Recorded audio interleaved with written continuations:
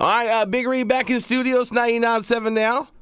Got Jake Miller here. What's going on, bro? What's up, man? How are you? Pretty good. I was just telling you before we turned the mics on and the cameras on and everything that I have a funny story. It's not really a funny story. It's a moment for me because, the first time I met you, I was interning here at 99.7. Okay. And a few years have gone by. Now I'm the night show host. And, I was very happy to be able to go backstage at our Summer Splash show we did at Great America where you killed it, by the way. Thank you, man. I appreciate that. And that was a long time ago. It was a little while ago. 2014 or 2015, maybe? It was 2014. It was my first year here. I was an intern. Nice. No, you know what? It was 2015. It was 2015. It had to be 2015. Okay. Well, I'm glad to see you came up, bro. Hey, man, that's a beautiful thing. Right? It's nice to see you back here in the Bay. You got a show tonight in Oakland at the New Paris with Logan Henderson. Yes, sir. How you feeling? Awesome. Oh, shit. This thing's sinking on me. It's all good. I'm feeling great, man. If I'm a little tired, it's because we've been on the road for 2 months. But this is the second to last show of this 21-city tour. Uh-huh. And it's just been amazing. This is crazy. Let me fix that. If you're watching on video, it's like, okay, I think I got it. Angelina's making a cameo. There she is. There we go. We're here. All right, cool. Sorry about that. It gets weird sometimes. Cool. So, yeah, man, it's been an incredible tour. Me and Logan have been touring around the whole country. We started in L.A., did a circle around the whole map, and now we're back in California. So it's crazy. I've been on this tour bus with all my best friends for the last 2 months, and it's just been the best 2 months ever. That's awesome. What's been the highlight so far? What shows it could be shows. It could be you guys hanging out on the bus.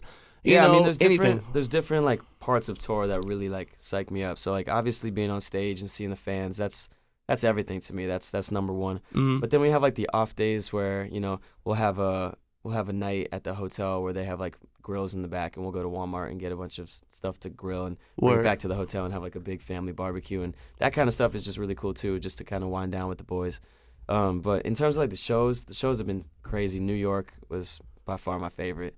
All my friends and family were there, but I'm really excited for tonight, for San Francisco, for Oakland. Yeah, Oakland, New Paris, a legendary venue here in the Bay Area. And the Bay gets loud, but you know that you've been to the Bay. You've done shows here before. Yeah, the Bay has this style that I'm sure you know about it because obviously you're from here, but I can't even feel it, and I don't even live here, but there's just you can feel it in the way people dress here, the music that's made in the Bay.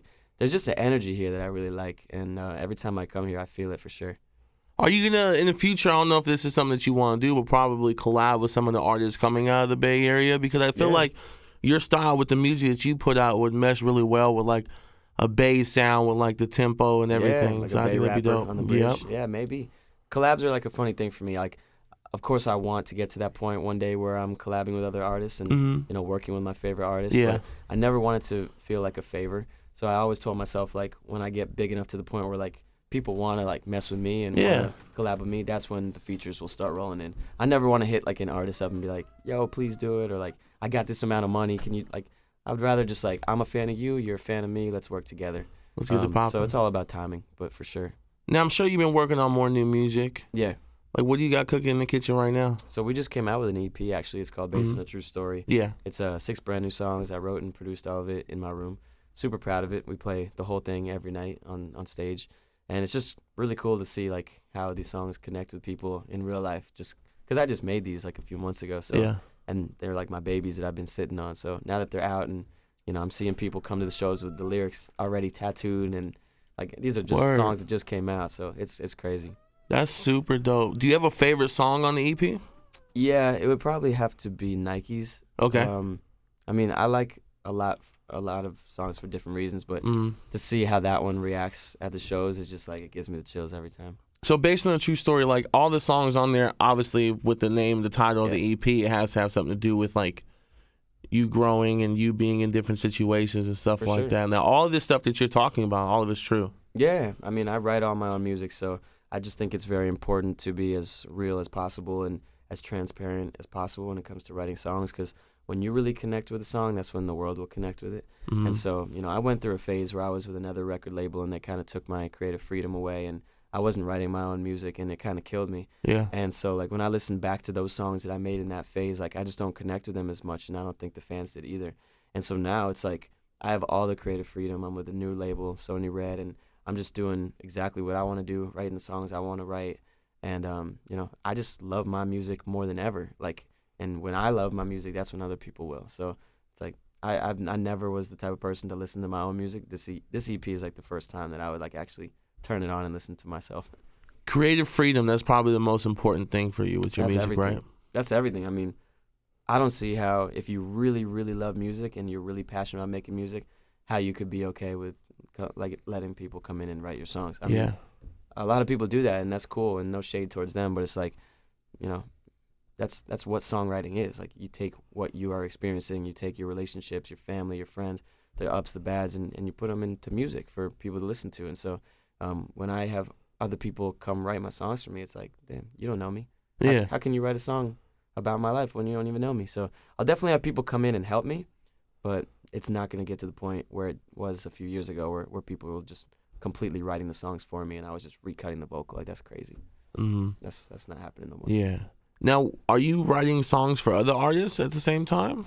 I've written a lot of songs that I'm like, okay, this, like, it was for me, and then I finish it and I'm like, this isn't really my vibe. I'll pitch it to somebody else. So I'm signed to a publishing company, Warner Chappell, the same way I'm signed to a label. And so I'll just send them all my songs, and sometimes I'll be like, I'm not using this if you want to pitch it to a TV show or to another artist. And so those are all kind of songs that I don't really hear about for months and months, sometimes ever again. But then I'll get an email saying like, oh yeah, like this artist in like, Korea just cut your song. I'm like, oh, cool. For sure. Your music in Korea would be a great thing right now. Yeah, right. I'm going to tell you, with everything that's going on with music out there. For sure. What are you looking forward to for the rest of the year, bro? Like, what else do you have planned? Yeah, we got a lot of summer shows coming up. We're going back on tour later in the year. And we'll be coming out with the second single soon. So we just hit it real hard with Wait For You. It was like a great reintroduction for me and my music and my whole, new chapter with the new label and what I'm about. It was great. I gained so many fans from it. I have so many people come to the shows who are new fans because of Wait For You. So that was really cool.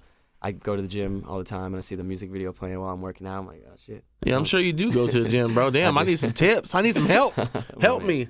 Now the video's dope. Yeah, thank you. What's up with that snake, fam? Like, that was I'm crazy. cool. I couldn't do that. Boa constrictor. Yeah, I wasn't scared of it, but it was really physically like, it was so heavy. Yeah, it's heavy. So heavy. Like, one song singing, and you're like, you need to get it off me. It felt like my neck was broken in like a car crash or something. It was crazy.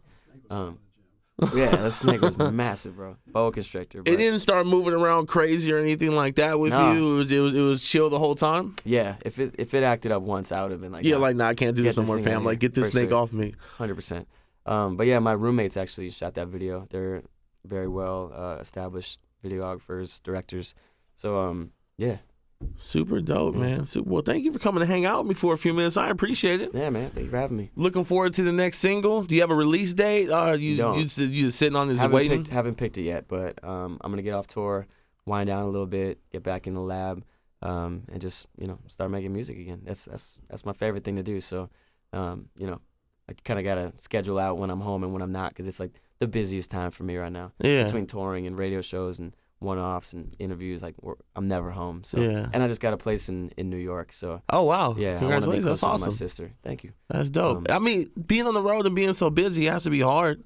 It's tough, especially away from family. It's only tough for me in terms of making music. Yeah, because I'm always seeing my parents here and there, or FaceTiming them, and it's not about that. I don't really get homesick. It's more just like when I'm on the road, I'm just not in the mentality of writing music. I'm in the mentality of staying healthy, because when you're not on stage, like, you just kind of have to wind down and just take care of yourself. So it just stresses me out to like find that time where I'm home so that I can write, because that's the most important thing, making music. I wouldn't be able to do all this if it wasn't for the music. So absolutely, I'm ready to get back and make some more music.